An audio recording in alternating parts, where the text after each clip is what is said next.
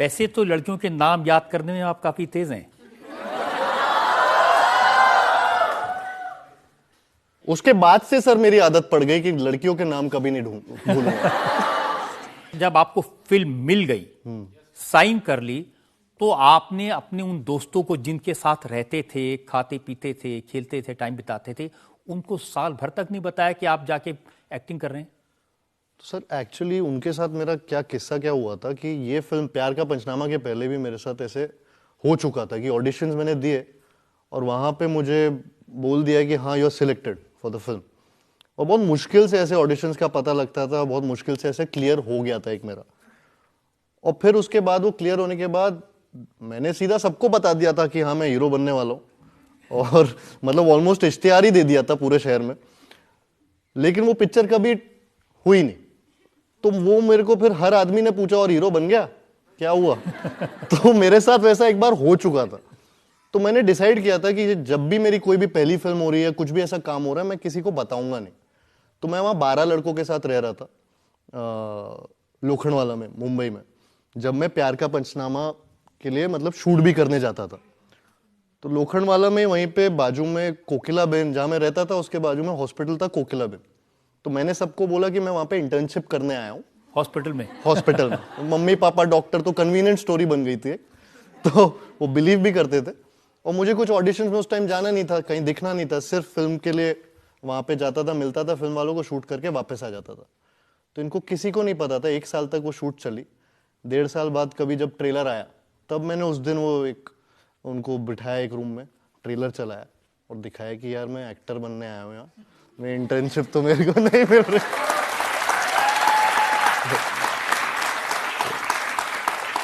लेकिन जब railway station पर जाते थे कपड़े चेंज करने, मुंह धोने, तब नहीं लगता था कोई देख लेगा और ग्वालियर में फोन करके मम्मी को बता देगा? तब कोई जानता नहीं था सर, तो सामने मैं चेंज कर लेता था, फेस वॉश यूज करके अपना मुंह धो के ऑडिशन पे चला जाता था मुंबई में। और लोकल ट्रेन में तो बहुत घूमा, क्योंकि मेरा ट्रैवल क्या है, क्योंकि मैं नवी मुंबई में रहता था, जो बेलापुर में, बेलापुर खारगर, वो वहां से 2 घंटा दूर है। बैंड्रा, सेंटा क्रूज, यहीं पे मोस्टली ऑडिशंस होते थे अंधेरी में। तो मैं जब वहां से निकलता था वो ट्रैवल करके, फिर जब मैं लोकल स्टेशन में उतरता था, तो मैं एक चेंज कैरी करता था कि वॉशरूम में चेंज कर लूंगा, फिर वहां से फिर जो भी ऑफिस में जाना है कास्टिंग डायरेक्टर के, वहां पे पहुंच जाऊंगा, फ्रेश लगूं थोड़ा सा और हीरो जैसा लगूं। तो बस उसके लिए ये सब करता था। बट ऐसा कभी लगा नहीं कि किसी को, मम्मी को पता चल जाएगा, पापा, बिकॉज कोई जानते ही नहीं थे यहाँ पे मुंबई में किसी को। तो वो मेरे लिए सीक्रेट रखना बहुत आसान था। तो जब फिल्म मिल गई तब मम्मी को बताया कि नहीं? हाँ सर, बताया ना। तो तब जब तो उनको लगा मैं बेसिकली बीटेक कर रहा हूँ। नहीं, मैं कर रहा था। लेकिन उनको ये बिल्कुल नहीं पता था कि ऑडिशंस दे रहा हूँ या मेरा इंटरेस्ट भी है एक्टिंग की दिशा में। तो मैंने उनको अचानक से एक दिन फोन किया और बोला कि मम्मी, और मैं रोते हुए कॉल किया, क्योंकि पहली बार मेरे लिए ऐसा कुछ हो रहा था मेरी लाइफ में। तो मैंने उनको बताया कि मम्मी ये मेरे को ऐसा क्लियर हो गया, मुझे पता है यहाँ पे फिल्म का हीरो बना रहे मुझे।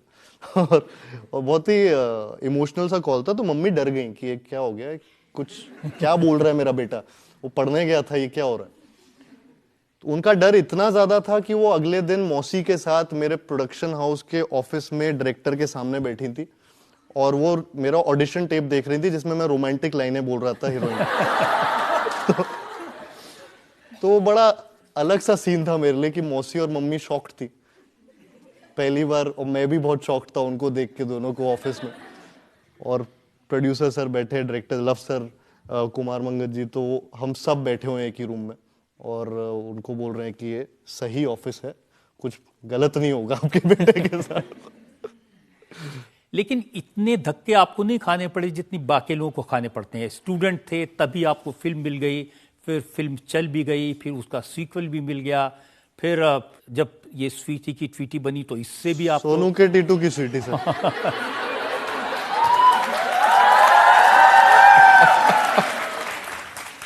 फर्स्ट फिल्म का भी मेरा एक स्ट्रगल ये था कि 2-3 साल तो मुझे लग ही गए थे। जब मैं मतलब कॉलेज से ये सब चीजें ऑडिशंस मैं ऑडिशंस फेसबुक पे ढूंढता था। मैं किसी को जानता नहीं था और उस टाइम फेसबुक पे लोग काफी ऑडिशंस के बारे में कास्टिंग डायरेक्टर्स डालते थे। तो मैं उसमें सर्च करता था एक्टर्स रिक्वायर्ड या फिर ऑडिशंस, तो उसमें जो भी ग्रुप सर्च में आ जाता, मुंबई ऑडिशंस, तो वहां पे पहुंच जाता था मैं डायरेक्टली। अब वो जब ऑडिशंस हो रहे थे, कर रहा था, लेकिन वो कभी भी एक करेक्ट फिल्म का ऑडिशन नहीं मिलता था या फिर करेक्ट चीज का, मैं मतलब कभी ऐसे क्रैक नहीं हुआ। तो वो 2-2.5 साल उसमें लग गए वो करते करते। और प्यार का पंचनामा का जब ऑडिशन एक फेसबुक पे मुझे ऐसे दिखा था कि we are looking for 6 people, वो नए लोगों को लॉन्च करना चाह रहे थे उस time, and one guy is this, ये उसकी स्पेसिफिकेशन कुछ लिखी थी।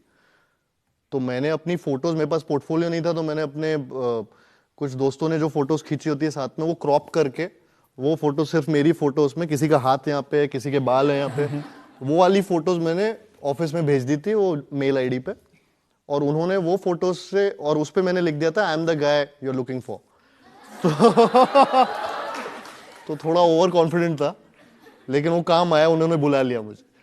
तो वो ऑडिशन मेरा हुआ, फिर ऑडिशन चला 6 महीना, वो ऑडिशन भी चला, और फाइनली प्यार का पंचनामा हैपेंड। बट मेरा नाम फिर भी प्यार का पंचनामा के बाद लोग नहीं जानते थे। मुझे हमेशा वो लंबे डायलॉग बोलने वाला लड़का, या एक सांस में बोल देता है वो, तो वो शंकर महादेवन टाइप, तो वो ब्रेथलेस, तो वो वाली चीजें बोलते थे मेरे लिए।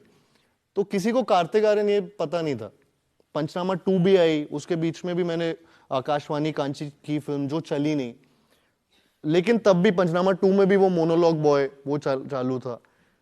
सोनू के टीटू की स्वीटी जब आई, जो एक्चुअली 7-8 साल बाद पहली बार, उसने मेरे को घरों तक पहुंचाया। उस फिल्म से मेरा नाम पहली बार लोगों ने बोला, अरे कार्तिक आर्यन।